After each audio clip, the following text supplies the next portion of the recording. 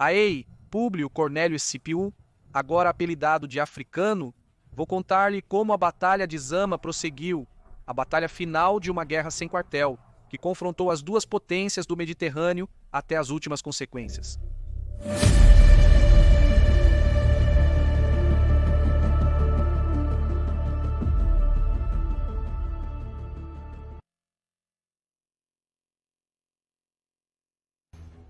Eu, meus oficiais e minhas legiões fomos os primeiros a deter em campo aberto uma carga de elefantes dessas magnitudes. Esse foi o primeiro momento histórico. Meus homens rugiram, estavam exultantes, com o moral nas alturas e ansiosos para continuar lutando. Lancei a cavalaria de ambos os flancos contra o inimigo. Se eu pudesse derrotá-la, poderia atacar Aníbal pelas costas e conseguir uma vitória rápida. Mas Aníbal era um grande general. Com a cavalaria em desvantagem numérica, ele ordenou que afastassem meus cavaleiros do campo de batalha para nos impedir de ajudar. Impotente, vi meus flancos se afastarem do exército e se perderem no horizonte. A batalha seria resolvida pela infantaria. As duas primeiras linhas cartaginesas começaram a marchar, então eu ordenei o mesmo. Os exércitos foram se aproximando lentamente até que a primeira linha cartaginesa se lançou ao ataque contra Misastate. Ordenei parar o avanço e recebi o ataque.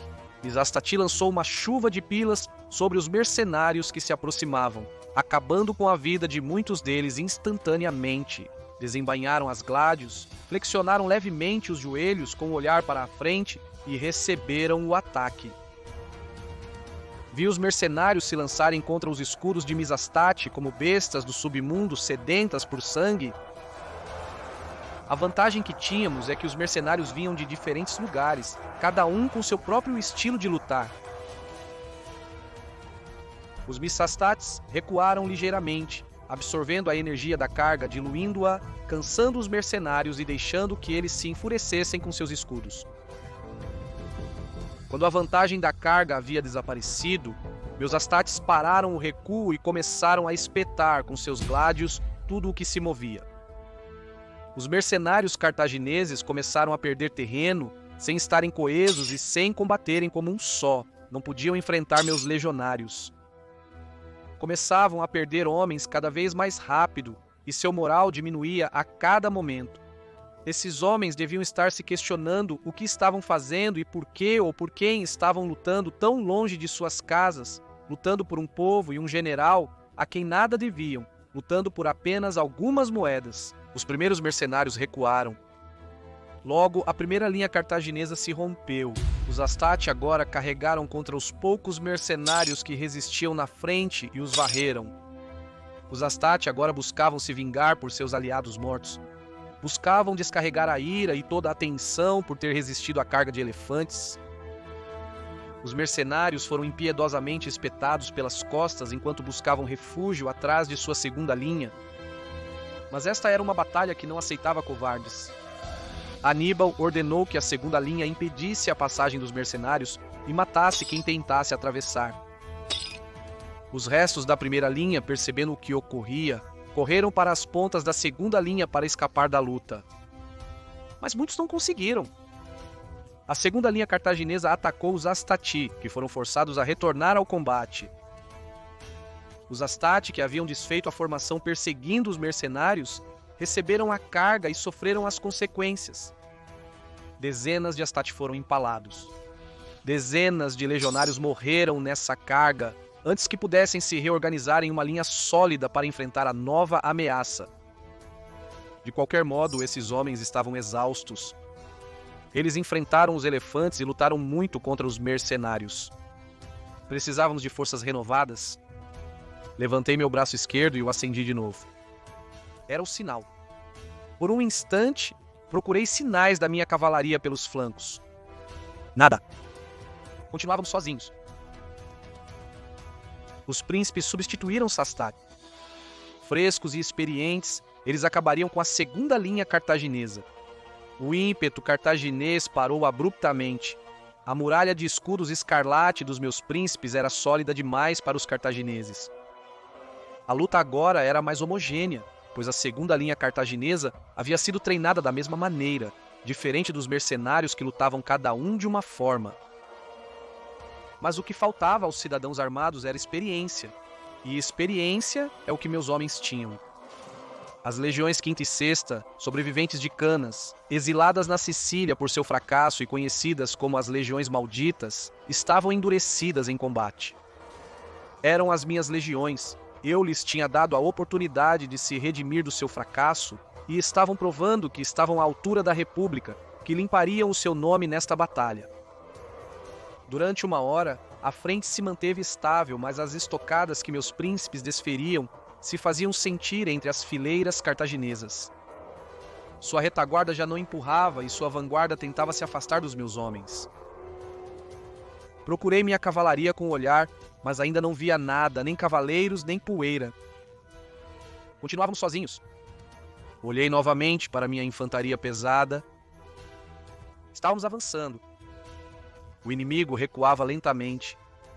Eu poderia continuar fazendo-os recuar, mas precisava quebrar seu moral, pisar em seu ânimo de lutar e mandá-los para casa. Mandei Misastate para os flancos para ameaçar os cartagineses com um cerco. Lá estava parte dos mercenários, mas eles não eram um problema para Misastate. Quando um soldado já fugiu, mesmo que se reagrupe, só pensa em continuar fugindo. É como um cão ao provar sangue. Mesmo que não pareça mais interessado, ele continuará atrás de sangue.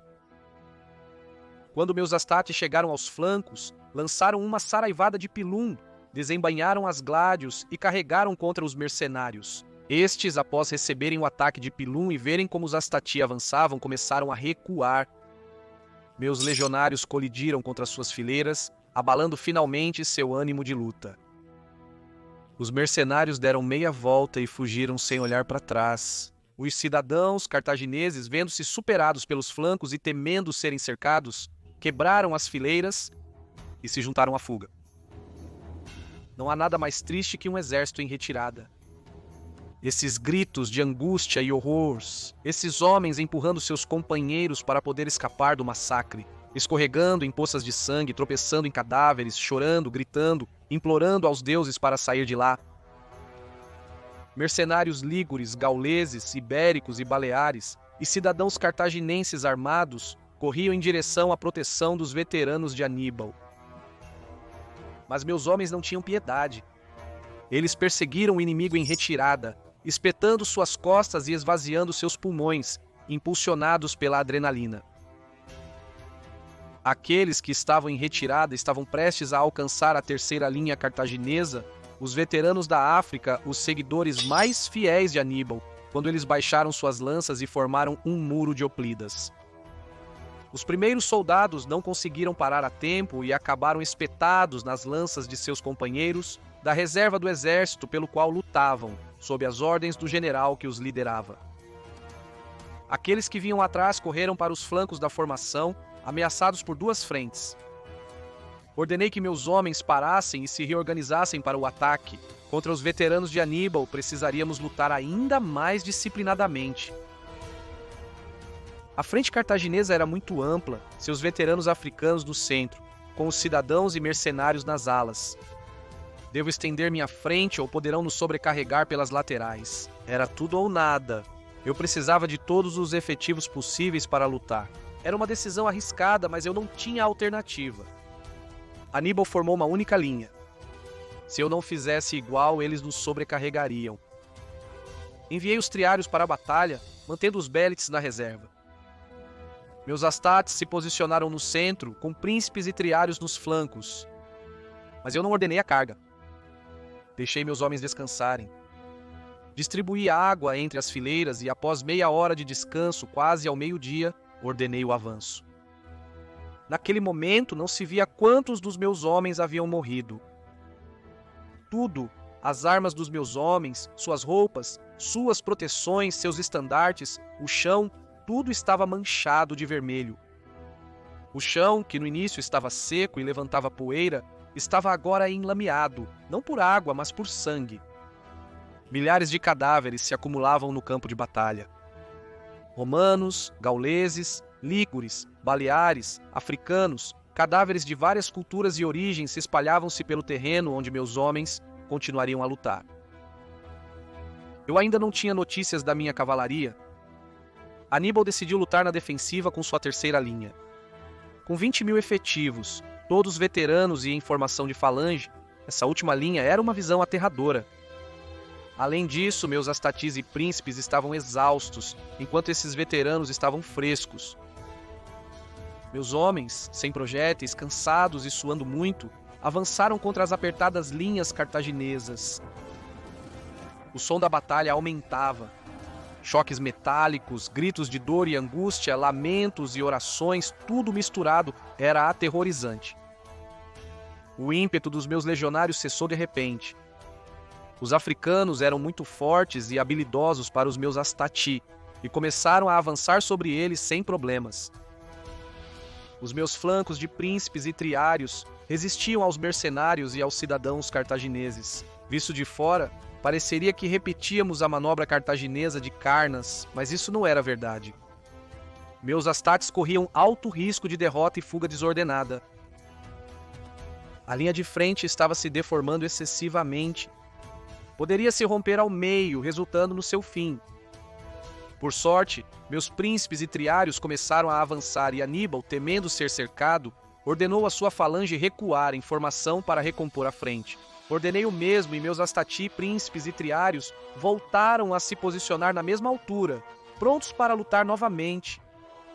Descansaram alguns minutos, beberam água e ordenei novamente o ataque. Meus homens se lançaram espada em mão contra os cartagineses. Meus homens lutavam por todas as derrotas de Roma e pelos amigos e companheiros mortos pelos cartagineses. Mas eles não eram tolos, também lutavam pela própria sobrevivência. Se perdêssemos a batalha, não teríamos para onde recuar, seríamos todos e cada um de nós assassinados pelas mãos púnicas. Hispania, Gália, Itália, África, vários territórios testemunharam o conflito entre as duas potências. Naquele dia, a guerra terminaria de alguma forma. Desta vez, os cartagineses receberam ordens de não avançar, apenas manter meus homens à distância e nos deixar desgastar contra suas lanças. Se não conseguíssemos quebrar seus flancos, a batalha estaria perdida. Então um explorador chegou, pediu permissão aos meus leitores, se aproximou de mim e apontou para o horizonte. Pude ver uma grande nuvem de poeira. Não, duas, uma de cada lado do conflito. Aos poucos, silhuetas foram surgindo. Eu não tinha certeza se a cavalaria vitoriosa que retornava à batalha era a minha ou a inimiga. Para garantir, ordenei aos meus homens que intensificaram os flancos inimigos. E então eu ouvi. Vi as bandeiras da minha cavalaria. Lelio no flanco esquerdo venceu e retornava para a batalha.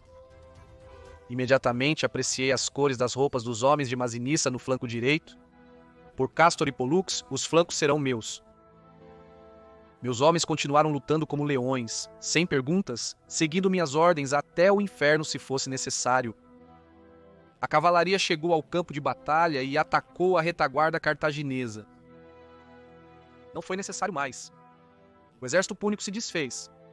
Os homens deram meia volta e tentaram escapar do massacre, mas não sabiam que não conseguiriam. Meus cavaleiros, furiosos e sedentos de sangue, perseguiram os mercenários e cidadãos em retirada. Os veteranos de Aníbal mantiveram a posição apenas para serem cercados e atacados de todas as direções pelos príncipes e triários. Pude ver como o crédito de Aníbal reunia todos os homens possíveis e fugia da área. Bom, havia ganhado a guerra. Eu, Públio Cornélio Escipião, receberia o apelido de africano por esta batalha. Eu havia vencido o povo mais temível ao qual Roma havia enfrentado até aquela data. Eu havia vencido o general que quase conseguiu dobrar a República. Eu havia vencido Aníbal Barca. Eu havia salvado a República. Aqui termina meu relato, minha história e passagem por este canal. Mas apesar de meus relatos terem terminado, há muitos heróis e generais que você deve conhecer, pessoas que vejo todos os dias no mundo dos mortos e que quando me contam o que fizeram em vida, só sinto admiração. Se você gostou, dê um like e se inscreva para não perder nenhum vídeo.